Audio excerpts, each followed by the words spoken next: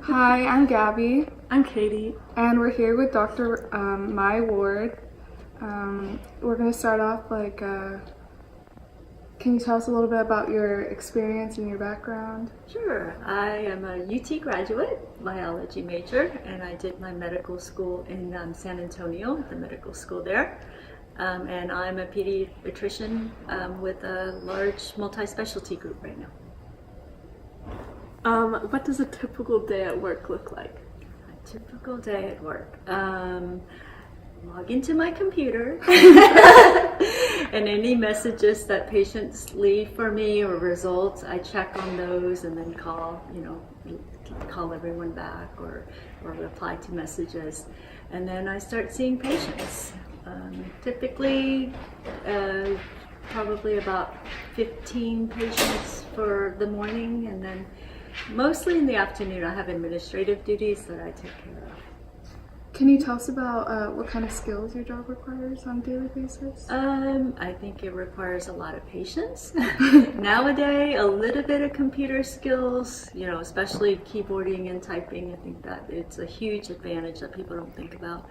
And just a lot of patience of, just being, being a good listener and just sitting back and not telling everybody what to do all the time. What parts of your job do you find more enjoyable? I think talking to the kids and having them, with problems and being able to help them through or help the parents get through them. I think that's the most enjoyable part, is that relationship. And my favorite part is, I have been in practice for 20 years, so I've seen these kids since they're newborns, and a lot of them are graduating and seeing what they end up deciding what to do. So, and more of that to come. I'll get to see them come back with kids, hopefully. Are there any parts of your job that you find challenging? I think there are always a lot of computer work that gets in the way of that relationship. So I'd like to spend more time with my patients, but there's so many requirements now that is not patient related. There's a lot of paperwork, so that part of it is pretty challenging. How did your undergraduate education impact what you want to do for a living? I just did biology because it was really interesting to me. But I think a lot of that just requires you to have a scientific mind and a scientific method. So I think that I brought that with me to medical school. Even though I don't end up doing research, I think it helps me understand reading research and having practiced evidence-based medicine. I think that's really a helpful background to have. I don't think it has to be biology, but just I think something scientific. And curiosity, just bring that with you. So when did you decide you wanted to become a pediatrician? After I found out that I'm not really good with children when there's more than 6 of them together, I have to try to convince them to do something, so I knew that teaching was out. Much better one-on-one. Or a couple on. How do you see the field of pediatrics changing in the next 10 years? My hope would be that we would get, as far as the finances of pediatrics, of being able to take care of the whole patient, and that would be the credit where we get paid for that, as opposed to what we have now, which is every time you come in you pay. And so that there's a lot of incentives for people to keep bringing kids back, and there's a lot of disconnect with them going to urgent care and ER. So hopefully having a more global payment to take care of the whole patient, I think that would be something that's fun. And hopefully, we'll get better computer systems so that they will integrate that into our daily lives, with it being something that's going to help us facilitate our communication rather than something that's standing in the way. So that's my hope. And, I think that, we're working on some of the, a lot of the voice recognition software and things like that. Hopefully that'll get more advanced and be something that you guys might be able to use too. or help develop. What steps do you think an undergraduate should take to become a pediatrician? What steps? I don't know, just enjoy what you're learning. I don't think it has to be specifically, any field. I mean, if you love biology or zoology, just, being curious about that and enjoying that part of it. And, you just know that it's going to take a lot of hard work and bringing that mindset and your curiosity. I think that'll get you anywhere in life. Is there anything you wish you knew as an undergraduate? Oh, wow, that's a long time ago. I wish that I knew maybe take a few business classes. I think that would have really helped me. But you can learn it too. But I think that would be something that would be useful. Is there anything that we didn't ask you that you would like to tell us? I would like to tell you. No, have fun. Don't be in a hurry to get out of here. So, yeah, it's like the best time of your life where you could be curious and you can, you could make connections that's going to be lifelong. So how did you decide to go into medicine? So originally I started UT wanting to teach and work with children. And I got a job working at a school for after-school care. And when they put me in charge of 12 children and trying to get them to do their homework, and I knew I wasn't any good at it, so then I just decided that maybe I should look for something that was more one-on-one and still be able to work with kids. So that's how that happened. Is there anything you do outside of work related to medicine? Actually, our with public health and measles, that's, happening right now in the U.S.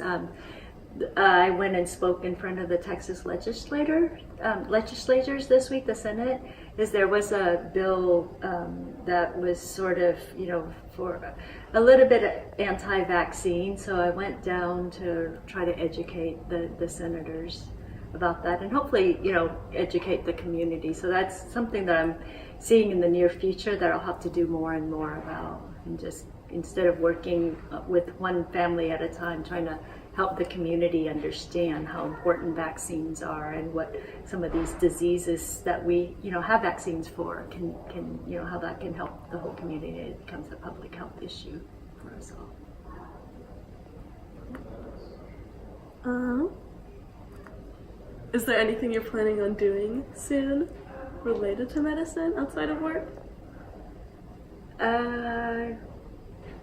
I think if I could have more input in the EMR system, that would be something that, that I think potentially could be useful.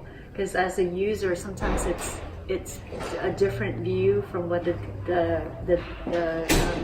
computer scientist with how they put the system together.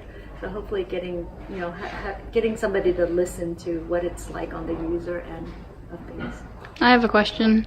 What does EMR stand for? Oh, I'm sorry. Electronic medical record. Okay. So, yes, it's how we document, every visit and make sure that if somebody needs to come back and look at, that's how we communicate with each other, and actually with patients too. Nowadays, with the chart, you can share that with everybody, and I think it's useful information for you to know personally. So. Is it still a period where you guys are transitioning from paper to electronic? Mm-hmm, yeah. Is that a big aspect of your job? It was. I think then there was a lot of data entry that really slowed us down for probably a couple of years. And now that we have, records entered in, it's much more, the way the EMR, the medical records now is much more user friendly, but I think it could be better. I think the problem right now is a lot of it's every hospital system or every clinic can have a different electronic system, and they don't talk to each other.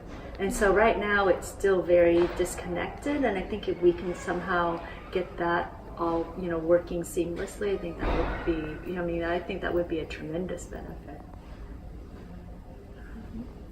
What are your passions outside of medicine? What are my passions outside of medicine? I don't know about passion. I have a lot of interests outside of medicine, and I think it goes back to my biology background.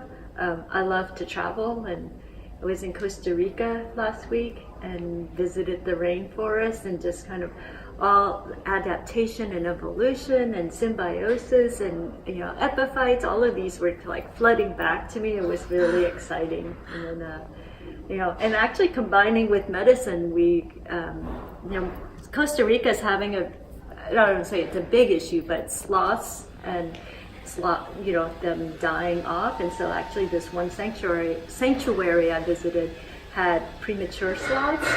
And there's not a lot known about the premature sloths and how to take care of it. And I got to talk to the veterinarian at this rescue ranch, and just kind of what I know about premature babies. These are mammals, and I know you can't translate directly, but I thought it was a really interesting conversation that I had with her, and I think we exchanged some information that was fun. That was a lot of fun. So you already mentioned that you wanted to go into education, but then you decided not to. What was that transition like? Was it kind of like an aha moment, or? It really was, yeah, because I realized that medicine isn't just about taking care of patients. A lot of it is educating patients and educating families, no matter which field you go into. And just like even recently, just realizing that I need to educate communities now with some of these things, so, yeah. What do you do for fun? I travel. I hang out with my family. Yeah, I have this great niece. Yeah, she's a lot of fun to hang out with. Yeah. So, yeah. What's the work-life balance like for a pediatrician?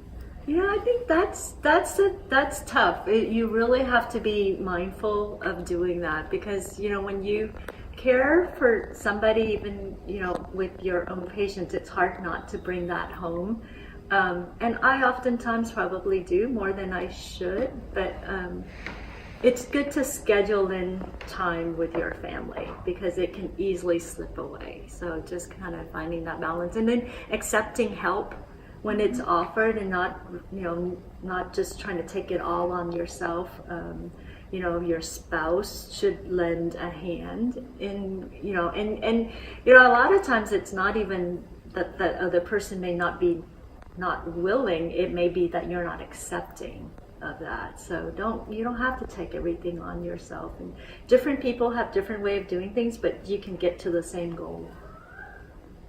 What advice do you have for students trying to get into medical school? Oh, I've been away from it for so long. Well, study hard, that's obvious. I think finding your interests so that you can have an escape with, when you need some downtime, and figuring out that balance early on, I think is important. And, just be your unique self, and let that show when you apply. I think that's going to say a lot on an application. Is that what you remember about your experience, like applying? Like you were just trying to be unique? Yeah, I mean, I probably jumped through some of the hoops, and I volunteered, and in some of those places were not as fun as I thought. But I ended up teaching swimming to a group of disabled kids. I volunteered at the hospital. That wasn't that much fun, actually. You were just pushing people in wheelchairs around. But talking to people was fun. So yeah, just you can. It doesn't have to be all work. If you're, if you find things that you're interested in, to pursue that, because it'll show. Yes. Okay, so Mai actually went to UT, so we're gonna ask her a couple questions about her experience. So, was UT your choice school, or were you also looking at other universities? So it was the only school I looked at, so it was my one and only choice. That's great. That's honestly what I did. I applied to a lot more schools. Yeah. In your experience, how have things changed around campus? Like, what is the same and what is different? I think inner campus looks the same. Littlefield didn't look like it changed very much, but I think a lot of the buildings on the north side of campus with the McClellan School and the AT&T Centers. Yeah, and I recently found out that the library that is where I used to study is now no longer a library. So. The FAC right over there. Right there. I think it was still called that, but it's got books in it before. So, where were your favorite places to study or just like hang out on campus? Right here. This is it. Turtle Pond. Turtle Pond. Yeah, a great place to study. Yeah, a great place to just people watch, but really study. Yeah. Yeah. So, what other organizations were you involved in UT? So I was in the biology honors, Beta, I think it's Tri-Beta, it's still called that now. And I did a lot of work study, so I worked at the Huntington Art Gallery for a while, and I can't remember what else, but I kind of worked a little bit. And was not as involved as probably you guys should be. All right. I think this is all we have. Thank you. Thank you. That was fun. A little discovery that we made. And also, what shenanigans were you up to at the Turtle Pond? At the Turtle Pond, so one really late night when we were out studying, my friend and I stole a baby red eared turtle that we thought needed a little fostering from this very same, it used to be called the biology pond. And we kept him for a little while until we graduated, and then we released him back in, and I think he's right there. Huge, Was from huge 30 years ago. turtle. He's doing good.